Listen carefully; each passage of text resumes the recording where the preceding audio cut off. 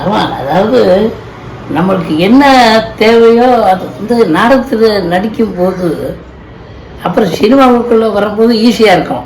அப்போ நாடகங்கள் நடித்ததுனால நாடகத்தில் நடிச்சிருக்கேன். அந்த டைமிங்லாம் தெரியும். இப்போ நாடகத்தில் வந்து யாரும் வரதில்லை.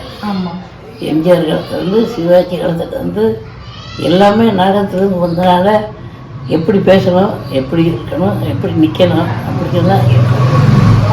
இதெல்லாம் இப்போ நாடகங்கள்லாம் அடுத்தது எங்களுக்கு அப்புறம் கூத்து போடுறோம். அப்புறம் கூத்துங்கிறது அது நடிக்கிறது ரொம்ப கஷ்டம். இங்கே இந்த வந்தவாசி பக்கம் பாருங்க, மக்கள் டிவியில் போடுவாங்க.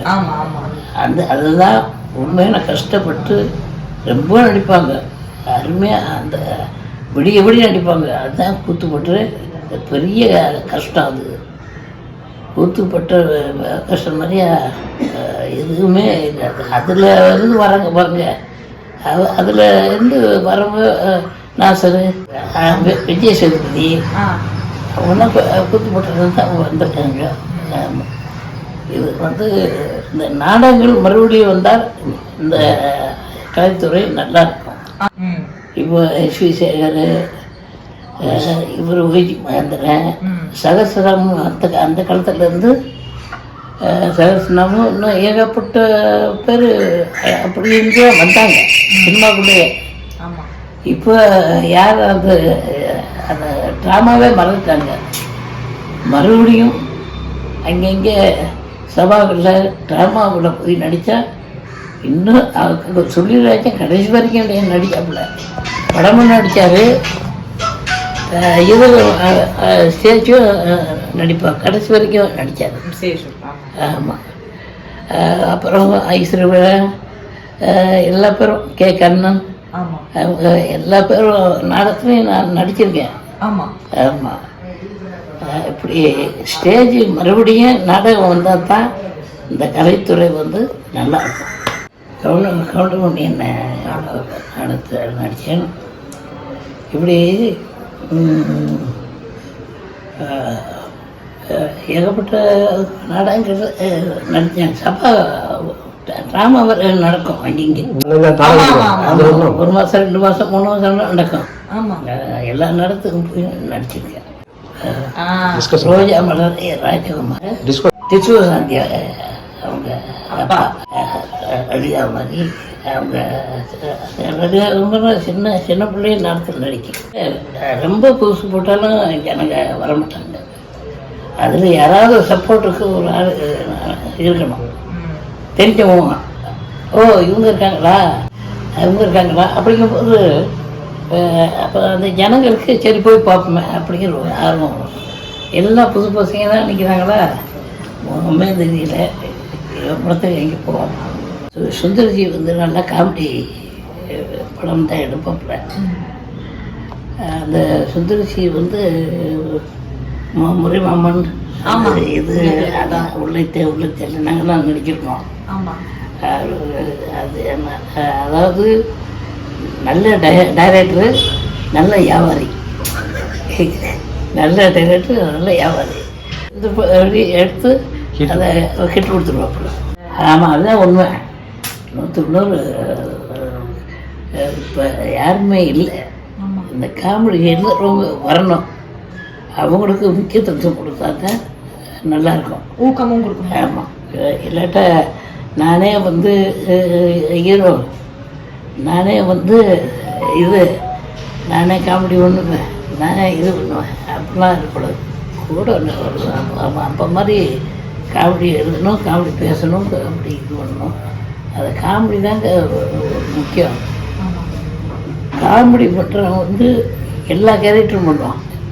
ஆமாம், அப்படி ஒரு அப்போ ஹீரோலாம் அப்படித்தான் எழுதியிருக்காங்க. அப்போ ஹீரோன்னா எம்ஜிஆர், சிவாஜி எல்லாம் அப்போவே காமெடி இதெல்லாம் பண்ணியிருக்காங்க. கரெக்டாக கல்யாணம் அதெல்லாம் பார்த்து செஞ்சுக்கிட்டே இருக்கலாம். சிவி ராஜேந்திரன் அதெல்லாம் ஆள் இருந்துச்சு. கோப்பு இருந்தார். அந்த காமெடி தான் அவர் எழுதுனது தான். நல்லா டிஸ்கஷனில் உட்காரணும். முதல் ட்ராமாங்கிறத கொண்டு வரணும் மறுபடியும். சில பேர் ஒரு அரசியல் அதுதான் எனக்கு தெரியும், அதை நான் சொல்ல விரும்பல. அவங்க தான் எம்ஜிஆர் இருக்கும்போது இந்த தேட்டருக்காரங்க கொண்ட காசு கொடுத்து இதை அழிச்சது. எம்ஜிஆர் காலத்தில் ஒரு மந்திரி இருந்தார், அது அவர் தான் இந்த ட்ராமாவே அழிச்சது. தேட்டருக்கார காசு கொடுக்கவும் திரையுலகத்தை அழிஞ்சது ஒரு அந்த சில மந்திரிகை தான். அது எப்படியுமே ட்ராமா வரணும், நல்ல கதை ஆசிரியர்கள் வரணும், காமெடி எழுதுகிற இவங்களும் வரணும். அப்போ தான் நல்லாயிருக்கும்.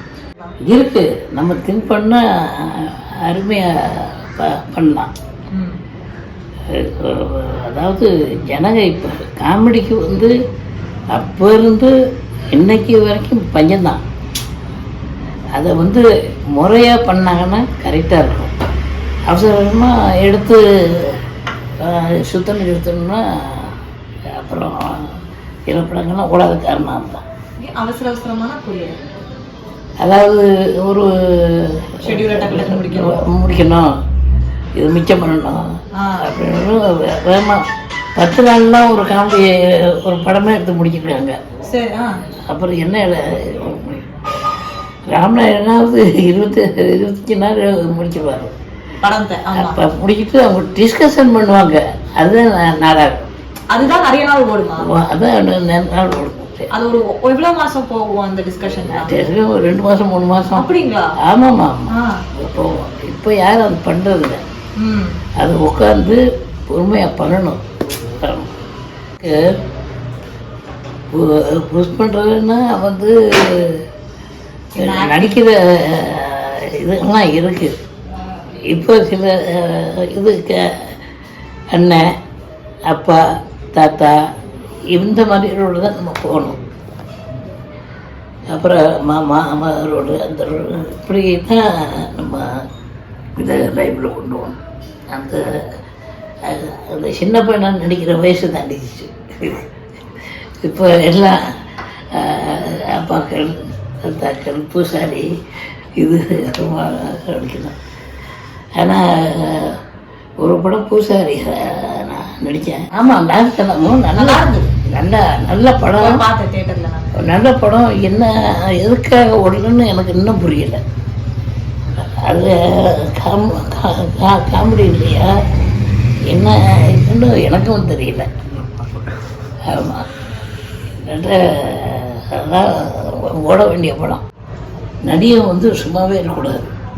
ஏதோ ஒரு இது சத்யராஜ் இருக்காங்க, சத்யராஜ் கவுண்டர் பண்ணி இன்னும் அவங்க நல்ல கேரக்டரை பார்த்து விடுறதில்லை.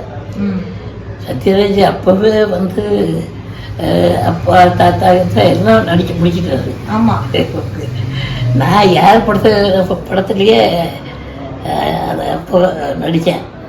அப்போ தாத்தாவுக்கும் தாத்தாவும் நடிச்சிருக்கேன். இந்த கிருஷ்ணாயில் இருக்கிறது. ஆமாம் ஆமாம், அது வந்து அந்தந்த கேரக்டர் வந்தால் விடக்கூடாது. நான் ஹீரோவை தான் நடிப்பேன் அப்படின்னு இருக்கக்கூடாது. என்ன கேரக்டர் வந்தால் உணர்ந்து நடிக்கணும். அவங்கவுங்க நடிப்பு அவங்கவுங்க தான் இது பண்ணி அதில் வந்து காமெடி கொண்டு வரணும்.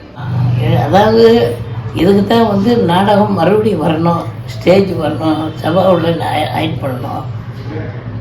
அது அந்த நேச்சுரலாக நம்மளுக்கு வந்து அந்த நடிப்பு கிடைக்கும். அதை கூத்துப்பட்ட நாடகம் இதெல்லாம் வரவே இருக்காது.